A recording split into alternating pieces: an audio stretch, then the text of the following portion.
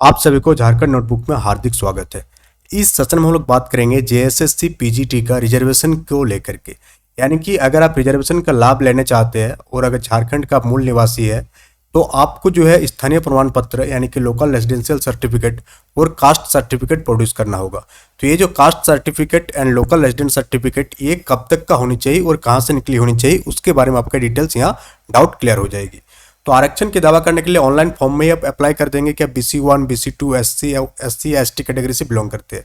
इसके लिए आपका जो सर्टिफिकेट होनी चाहिए उसका जो डेट है कि आपका सर्टिफिकेट अगर 2 जून 2016 का जो निर्धारित प्रपत्र है जो कि एनेक्सियर 7 में दिया गया है उसमें अगर आपका अनुमंडल पदाधिकारी यानी कि SDO से निकला हुआ है यानी कि 2 जून 2016 या उसके पश्चात यानी कि 2 जून 2016 या उसके बाद अगर आपका SDO स्तर से अगर आपका स्थानीय नीति प्रमाण पत्र निकला हुआ है तो वो आपका क्या है वैलिड है। क्या वो आपका वैलिड है? तो आपको क्लियर हो गया। SDO से आप निकाले हैं और आपका डेट 2016 के बाद निकाले हैं 2 जून 2016 के बाद तो आपका वैलिड है, या उस डेट को भी निकाले हैं तो भी आपका वैलिड है। दूसरा कि अगर आपका डॉक्यूमेंट जो है अंचलाधिकारी यानी CO स्तर पर निकला हुआ है, ब्लॉक स्तर पर सर्कल ऑफिसर से निकला हुआ है, किस डेट के बाद? 19 जुलाई 2019 या उसके बाद, यानी कि CO स्तर पर अगर निकला हुआ है और अगर आपका डेट वहाँ पर लिखा हुआ है 19 जुलाई 2019 और उसके बाद तो आपका वैलिड होगा। किस स्तर पर? CO स्तर पर। तो SDO के लिए जो डेट है 2 जून 2016 है और CO वालों के लिए कितना डेट है? 19 जुलाई 2019 आपका डेट है। अब कौन कौन सा डेट वाले वैलिड नहीं है देखिए यहाँ पर 19 जुलाई 2019 से पूर्व अगर आप CO के स्तर से निकाले हैं तो आपका वैलिड नहीं है। 2 जून 2016 के पूर्व अगर आप निकाले हैं SDO स्तर से तो किसी भी स्तर से यहाँ लिख दिया है चाहे SDO स्तर हो CO हो किसी भी स्तर से आपका वैलिड नहीं है। और आपका जो स्थानीय निवासी प्रमाण पत्र है जो अनेक्सियर में दिया गया है उसी के अकॉर्डिंग होनी चाहिए। तो स्थानीय नीति वाला आपका क्लियर हो गया यहाँ पर।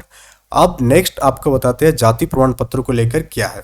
तो जाति के लिए आपका क्या है कि अगर आप SC ST BC1 and BC2 का लाभ लेना चाहते हैं तो उसके लिए आपका जो परिशिष्ट 1 यानी एनेक्सर 1 में जो डॉक्यूमेंट्स दिया गया है उसके अकॉर्डिंग होनी चाहिए। आपका कहाँ तक बने होनी चाहिए जाति के लिए? उपायुक्त यानी कि कोई जिला के अनुमंडल के उपायुक्त या अनुमंडल पदाधिकारी के स्तर से निर्गत जाति प्रमाण पत्र आपका मान्य होगा। इसके लिए भी क्या क्या रखी गई है कि अगर आपका डॉक्यूमेंट जो है 25 फरवरी 2019 या आप डेट को देखेंगे 25 फरवरी 2019 या उसके बाद अगर आपका CO स्तर से निकला है यानी कि अंचल स्तर से निकला हुआ है तो आपका वैलिड है। दूसरा अगर आपका BC1 और BC2 का अगर आपका 29 अगस्त 2012 या आप देखेंगे 29 अगस्त 2012 या उसके बाद अगर आपका SDO स्तर से SDO यानी सब डिविजनल ऑफिसर या DC के यहाँ से आपका बना हुआ है तो भी आपका वैलिड है। तो डेट का देख लेंगे आप 29 अगस्त 2012 और ऊपर वाला था आपका 25 फरवरी 2019।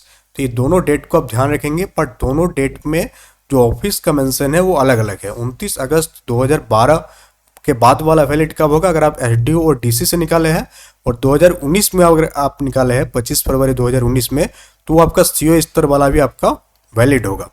उसके बाद यहाँ है कि अगर आप 25 फरवरी 2019 या उसके बाद 25 फरवरी 2019 या उसके बाद अगर आप CO लेवल से निकाले हैं तो भी आपका वैलिड है। यानी कि 25 फरवरी 2019 के बाद या 25 फरवरी 2019 को आप CO लेवल से अगर अपना डॉक्यूमेंट्स निकाले हैं तो भी आपका वैलिड हो जाएगा।